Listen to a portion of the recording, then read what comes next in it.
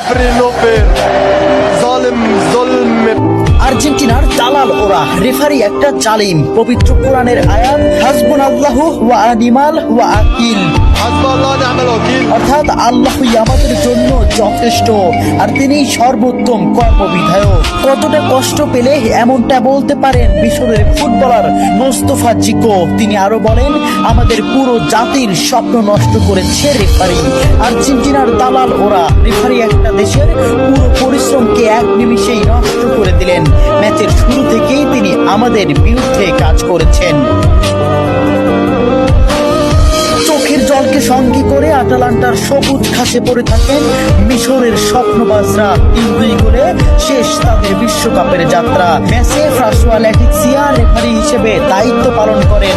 মিশরের একটি গোল বাতিলের পাশাপাশি ম্যাচের শেষ মুহূর্তে মোহাম্মদ সালার একটি ট্যাকেলও এড়িয়ে যান তিনি। দেখার প্রয়োজনও করেননি VAR।